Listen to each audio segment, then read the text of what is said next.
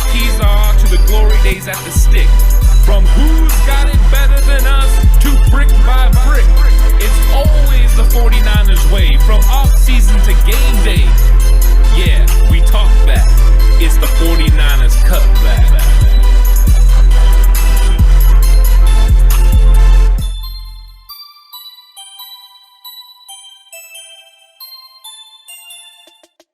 It's 49ers Cutback Podcast time, and we're having a blast before we even came on. Just so much great stuff because guess what? The draft is almost here, and we get to talk about linebackers. This is my favorite position to talk about, specifically for the first person who we're going to talk about. It's my favorite player in the whole entire draft. Maybe. Most likely. Most definitely. Pretty good. I'm fine with him trading away like tons of future capital as well. On top of the future capital we've already given up. And there went 20 dislikes. And everyone hates the video now. I'm so sorry. It was just a joke. No, stop. See, take your dislike back. Hit that like button right now. I don't want to give away that much draft capital, but I do really love this first linebacker that we're going to talk about in our draft breakdown of linebackers that the 49ers could target and could go after. This one is a stretch, though, especially. But before they get to hear who this is, they need to smash that subscribe button. It's true. See, I got ahead of myself. I really want to talk about this guy from Tackle that subscribe button. Yeah, hit it really hard like this linebacker hits defenders, or offensive players, excuse me. Help us get to 750. We're ever so close. The draft is ever so close. You know you want to be here for all this great content, and luckily you're here for this because you get to talk, you hear us talk about specifically one of our favorite players in the entire draft. We've been waiting on this episode specifically for this reason. I wanted to almost like save him for last. Zaven Collins out of Tulsa. Zaven Collins is an absolute stud. Yeah. When people say he's overrated, I cringe because this guy's film is fantastic.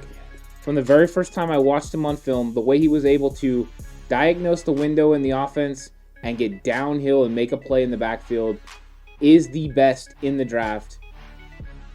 Micah Parsons is real close. Like, they're like 1 and 2.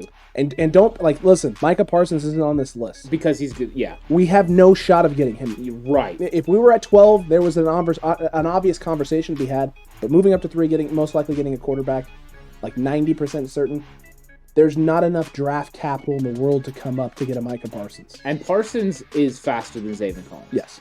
He is an elite linebacker, and Zaven Collins is an elite linebacker. These guys are very good. Collins' ability also to play in coverage, instinctiveness. I think he's a better coverage player than Micah Parsons. I would say he is right now. I think Parsons could develop his coverage game. Yes, absolutely. Because, that speed is elite. 4.4 speed at that size is ridiculous. But Zaven Collins, watching him play, if you don't think this guy is going to be a stud linebacker in the NFL, you have some things wrong with you. Because this guy is a beast. And he's going to be able to fit into multiple schemes. I think that he could play anywhere. I would love to have him play next to Warner and Greenlaw. I think his ability is off the charts. He could rush the passer. He's 259 pounds at his pro day, but he plays about 265 pounds. He's definitely strong enough to be an edge rusher. He also is a great blitzer, which they use him at a lot. So you're talking about guys that can play against these speed quarterbacks. This is the kind of guy you need. Not only that, but the whole idea is that you're looking to find the guy that could replace a K1 Alexander. What K1 was when he was healthy in San Francisco. This guy does all of those things. You brought up the blitzing. They sent K1 a lot of blitzes and a lot of pressures at quarterbacks. Talking about tackling, I think he could be a better tackler than K1 Alexander is. He's way better than Quan at tackling. Quan was someone who a lot of people looked at, and especially after the injuries, the tackling percentages and sure tackling percentages went down. He just became a less of a solidified tackler. He was still pretty gosh darn good in coverage. Collins is good in coverage. Yeah, he's a better tackler. He's younger. He's probably a little bit more instinctive. I think there's a chance he could develop into a middle linebacker if you really, really needed him to.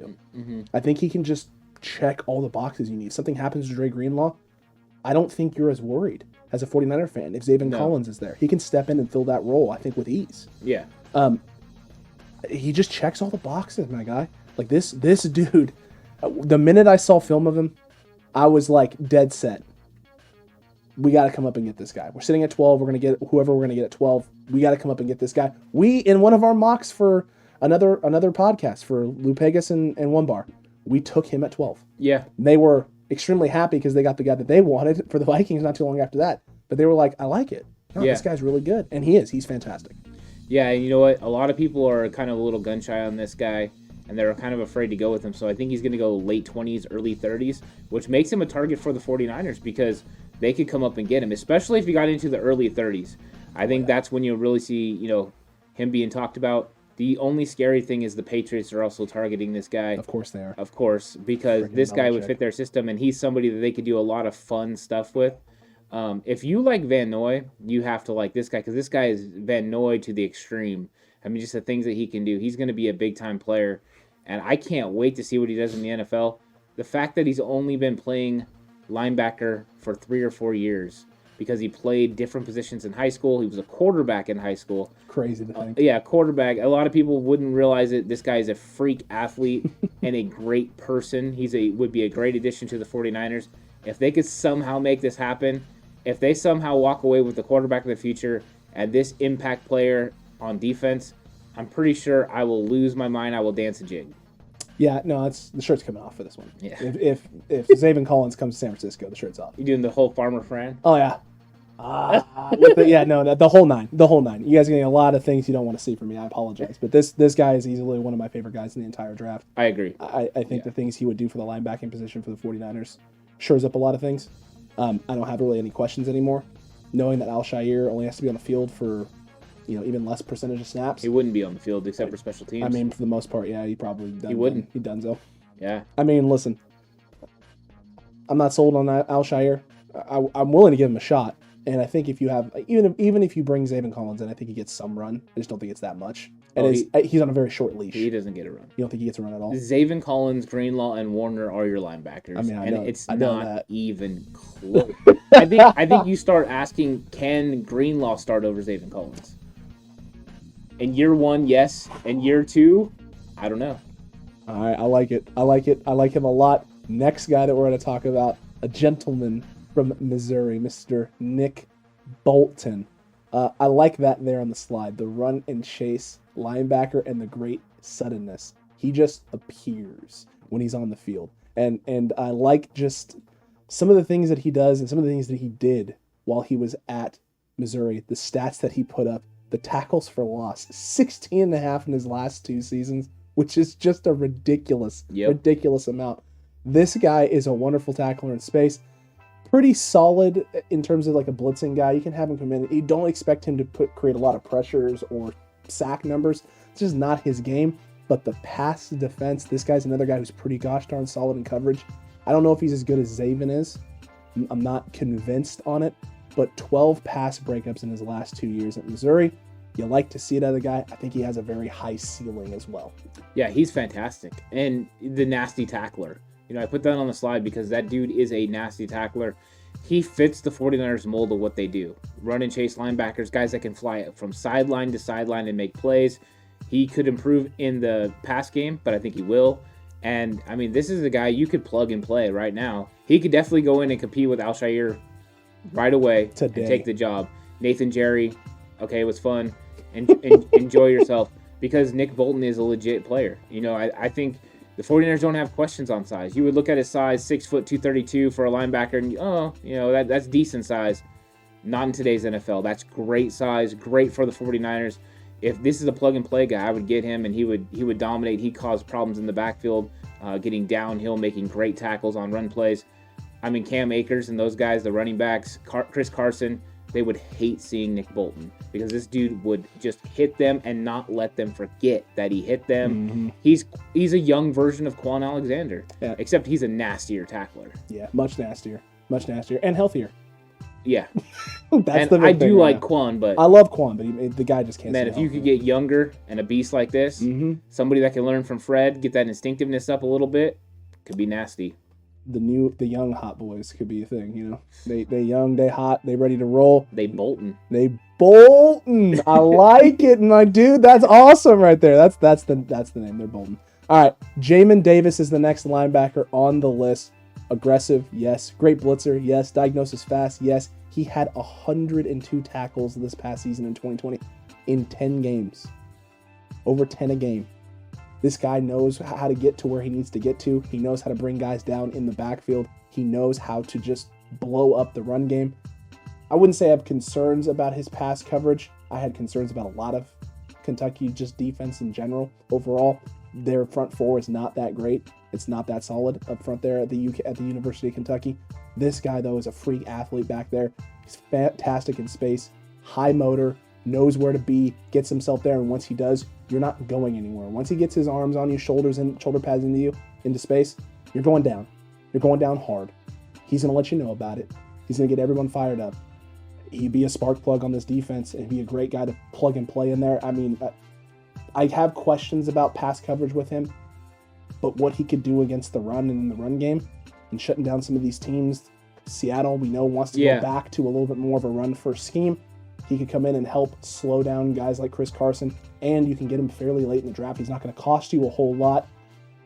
I don't know if he's pushing Al-Shaair right away, but man, I would say by middle of the season, this guy's going to be on the field a whole heck of a lot. If you're looking to improve your linebacking core, this is a guy that will do it. I mean, he really can, and the fact that he will play 25 to 30% of the snaps because you're playing nickel so much, he would fit in nice. Greenlaw would be out there in nickel situations, and this guy, would come in on base down sets, and especially work his way in as a, rookie linebacker. Like you said, he's really good against the run. That's when he'd be playing in base down sets. He's adequate against the pass, so he's not just going to get worked. You could keep him in favorable matchups where he could do well. And the fact that D'Amico Ryans has developed linebackers that are very good in coverage means that he could take this guy who's, like you said, a freak athlete and teach him how to play in coverage. I think sometimes the one thing I watched about this guy is I think sometimes he's not as instinctive as the other two guys we just talked about.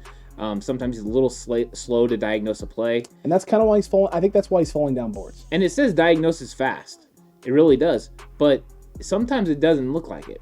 Doesn't click right away. Yeah, and I mean, just from the film, I think he does at times diagnose fast and sometimes slow. I think it depends on what offense he's going against. That could be a knock too on the Kentucky coaching staff, right? It could. Like if he's not being as prepared for things as he should be, or he's not getting the coaching he needs to prepare properly on film and just watching film and breaking things down, he gets into games, there's things he sees on film, he sees it in the game, he's able to get there quickly, and then other things, maybe it looks a little slightly different than what he saw on film, and he thinks he's maybe supposed to be there, but it's not natural, right? It's not muscle memory, hasn't kicked in yet because he hasn't repeated, practiced, done it enough for it to just naturally happen and occur, which is why, you're thinking 25-30% of your snaps. Yeah. Because you're just trying to get him comfortable and get him into that repetition of knowing when this happens, I'm here. When I see this, do this. When I see a pulling guard, follow. Follow the guards to the hole. Let's get there. Let's get downhill quick. Man, but he has so much upside.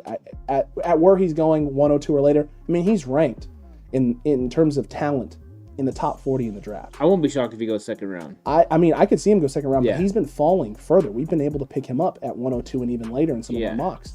And I think it's because of that specific reason, is that while the physical tools and the athleticism are there, a lot of teams may not know what to do with that. Yeah. The Niners have shown that they will take guys who aren't traditional linebackers and turn them into linebackers. They're looking for athletes at that position who are smart, can figure it out, and are not afraid to lay the wood. And when I say diagnosis, slower, it's diagnosing slower compared to Zaven Collins and Nick Bolton, not diagnosing slower like compared to other guys. Or like Al-Shaair. Yeah, I think Al-Shaair is actually not that bad. He's not terrible. Yeah, I like his speed sideline to sideline, but Jamin Davis is a beast, and I think once you pop on the film, he does pop. Mm-hmm. He gets on the outside and he makes tackles, and he's able to run sideline to sideline, so he's a fit for the 49ers, and he diagnoses fast enough at this point. Correct. And you're not looking for him to be a blow-up big-time guy day one, nope. So he's got time to figure it out. Yeah. Which because he is one of those guys, you wonder if they would take him at 102, in that kind of area. That would be maybe the spot where they would think going linebacker. And if you've been watching this channel for a while, it's a guy usually at 102 if he's there. We're heavily considering it. Our last mock draft, we actually took a good 10-15 minutes on that pick 102 compensatory selection, because there was just some guys there and we weren't 100% sure, but we ended up going with, I think, Jamin Davis a few picks later. We did. We got Jamin Davis a little bit later. Which, hey, I'll take it if he's going to fall that far, man. Yeah. I will take it. Next guy, linebacker from Bama. Oh my, it didn't change. Linebacker from Bama, Dylan Moses. Coming off of an ACL injury in 2019, The big knock on him that I've been reading a lot of people, because I watch his film and I like him. I like him a lot when I watch film.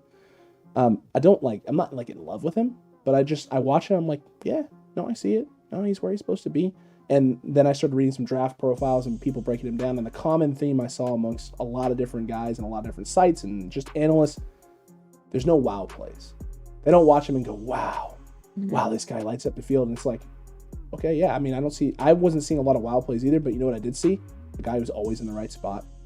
Great awareness, great range. He's so great. It's twice. So great. It's on there twice, yep. My dude. Twice. Because it's true. He knows where he's supposed to be, and he's there. He's never going to wow you with the big numbers. He's never going to wow you with the incredible blows through a hole downhill and just like smashes a dude into oblivion. You're like, oh my God, that had to hurt. No, he's just always there. He's a pest. Yep. 10 tackles for loss in 2018 before the injury. Came back this year. Looked like maybe he's still recovering from the ACL, and I can only imagine how hard it was for him to go through rehab and everything else and try and prep for a 2020 season. COVID hit. That probably didn't make his rehab process any better. Then trying to, in a shortened, condensed, weird COVID-like year, I mean, it probably threw his whole rehab process and just his workout process out the window. And so people were saying, oh, it looked like he lost a step. He wasn't as quick on the jump, wasn't as explosive. I mean, probably. I'm not willing to knock him as much right now because I want to see what a full training camp and things like that would look for him and what he would look like. He didn't look terrible at his pro day when I was watching some of the stuff that I saw. I think this guy's going to be just fine at the NFL. I think he's going to fall down some boards because of the injury and the numbers took a drop this year in 2020. I'm not ready and willing to knock him for that. I'm willing to blame something else for that. I think he'd be amazing value with where he's probably going to end up going. I have a feeling, though, a team's going to reach Irving because he's a Bama linebacker, and Bama linebackers have had some success in the NFL as long as they're not named Reuben Foster. I think people are a little leery of it, but his awareness is so great and so nice. I had to say it twice. I mean, I don't blame you. I mean, he really is, though. He's aware of what's going on in the pass game. He's aware of what's going on in the run game. I think that he can diagnose things really fast. He is a leader on the field. He gets people in the right positions. That is something that you can't be ignored. Especially as somebody that could come in and kind of get his feet wet playing limited snaps again. It's a guy that's not expected to go in and play right away in the middle linebacker position. If you're expecting him to come and play in the middle linebacker position and make all your calls, he can do it. Just don't expect him to play at a Pro Bowl level for the first year or two. But I definitely think he's a very talented player, and I think a lot of people are sleeping on this guy because he could be an impact player in the NFL. I don't care about wild plays. What I care about is, are you in the right position at the right time to make the play? I don't care if you barely get the guy to the ground 120 times, as long as you get him to the ground 120 times. Don't miss tackles, make plays, cover running backs out of the backfield, be in the right spots, make sure you get downhill, make plays that way. That's all you want. Shed blocks. Get to the play. That's one of the things you see these linebackers all the time. They can't shed a block. This guy can shed a block, and he can get to the area where he needs to be. He can also stud up fullbacks in the hole. He's physical. You don't get that from a lot of the speed linebackers, but he can do it. So 100% this guy is somebody they should think about, especially in the range that he's going to go. And if someone reaches for him, it's not going to end up being a reach because I think he's one of the better linebackers in the draft. Yeah, and I think if he hadn't torn his ACL in 2019, this is a guy who probably he may have come out in 2019. Yeah. I mean, he may have been in last year's draft had it not been for the injury. Unfortunately, it happens. He takes one more year to get ready. COVID happens as well. It doesn't really help his draft stock. But someone's going to get a nice player where they're going to get him. Someone who could probably start day one or dang near close to day one and probably going to be a solid linebacker for a lot of years in the NFL. I agree with that. Not a stretch. No. Not a stretch. Definitely not. At all. Next guy, this is an interesting one. I almost don't know what to feel about this guy at times, Jabril Cox. He doesn't have a lot of Division I high-level football playing. He's got the 1 year at LSU, transferred from North Dakota State, correct? I believe that's accurate. But I'll tell you what, he put up some gaudy numbers in his 1 year. 3 interceptions, 6.5 tackles for loss. He only had the 1 sack. It's funny, if you play with this guy on Madden and draft him in one of those things, he actually translates better if you put him as an edge rusher, which I thought was funny because when I watched his tape, I was like, I don't know about that. No. I definitely don't know about that. This is definitely more of a disciplined coverage guy. Definitely going to be a guy who you would be looking at sitting behind a guy like Dre Greenlaw, playing that outside linebacker spot for the 49ers. I don't think he would not be anywhere near ready to take over for a guy like Greenlaw. and he's going pretty early in a lot of mocks, which is a little surprising to me because I think he's talented. I think he probably could start in the NFL. I don't know how impactful he would be on a defense. If you're drafting this guy hoping that he's going to shore up your linebacking core and like be a breakout star, I don't think he's ready for that yet. I think he needs a year or two. I think he could be a great coverage guy, a solid tackling sort of option, a guy that can cause some havocs. But I think he has some things he's got to work on. What you don't have to work on with him is being in the right spot, knowing where he's supposed to be in coverage. When he's in man, knowing how to play a guy and where to force a guy in space. He doesn't get beat a lot in coverage, especially against running backs, which you love to see out of the kid. He's extremely athletic, actually, for his size at 6'2", 233. He does a lot of really, really good things. Great things, actually. Man, though, sometimes I see him go in second, third round, and I'm like, that's just... I feel like it's too early. I feel like it's even more value if you got this guy late third, early fourth. They're drafting on projection, kind of potential. Ceiling, where the ceiling is. And I think there is. I mean, there's look at him going from one level to the next. And he didn't really miss a beat. Goes to the SEC and is able to play at a high level.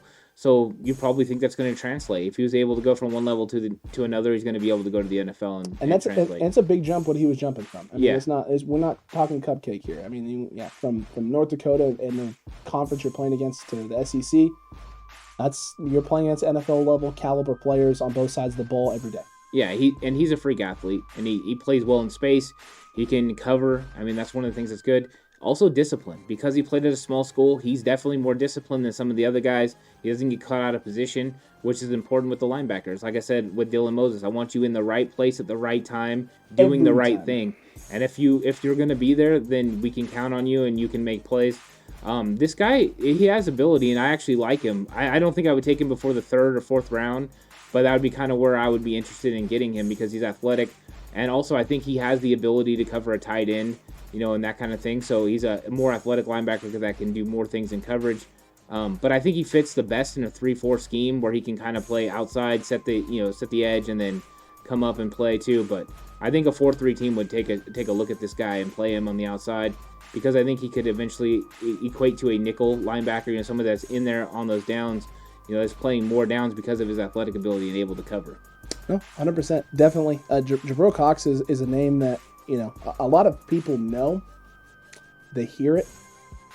But because there's only the 1 year, it's kind of like, who is this dude? I've seen him before. He looks pretty good, but there's just not as much tape on him as you'd like there to be playing against high-level competition. And so, for me, it's just one of those things where I see the coverage skills, and I'm like, that's great. I'm not so sure about the run stuff. You talked about his ability to set the edge. He can do it. He's athletic enough to do it.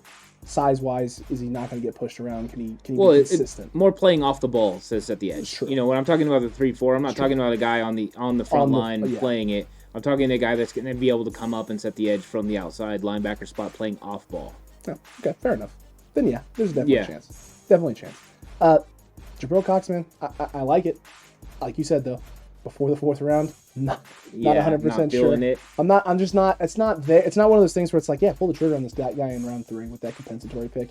There are other guys there that I like a lot more. Jamin Davis would be there in that spot as well, and I would much prefer a Jamin Davis over a Jabril Cox, just personally, just in terms of what he can do and the athleticism, and just the amount of reps and snaps as well. Yeah. Jabril Cox though, 100% if he's there after round 3, coming into round 4.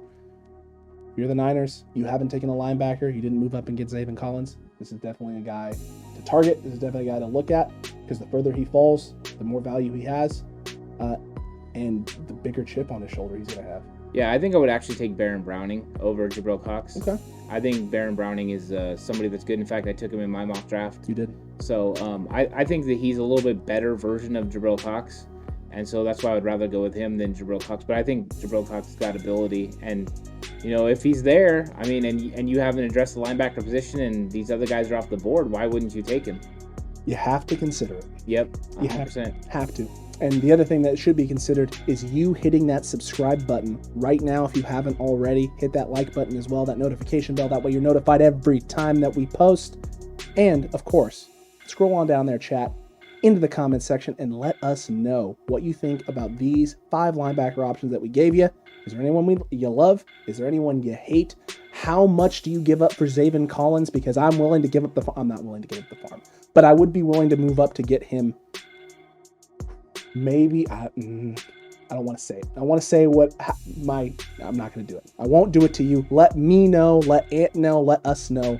What would you give up for Zaven Collins if you would or not? Do you think he's overrated and overhyped? Do you disagree with Ant's take on him? That he isn't overhyped? Let us know about it. Let's have a conversation about it. We love chatting with you. We love talking with you. We love just bouncing ideas off of each other because at the end of the day, we all want the same thing for the 49ers. That's success. And on draft day, which is just around the corner, we're going to find out if they're going to have any. Yep, make sure you're here for the live stream, 5 o'clock Pacific time. Make sure you're here, and we'll be able to find out who the 49ers take at 3. And do they jump back up into the first round and select a player? Could they be targeting an edge rusher? Maybe. Could they be targeting a linebacker like Zaven Collins or an offensive tackle? It's a lot of Could be.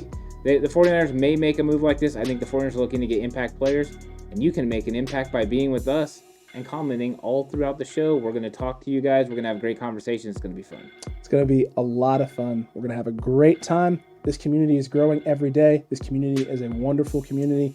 Bunch of great folks who join, participate, make this even more fun than it already is for us. We love y'all. We appreciate y'all. And until next time, you stay safe. Remember, the right way is always the 49ers way.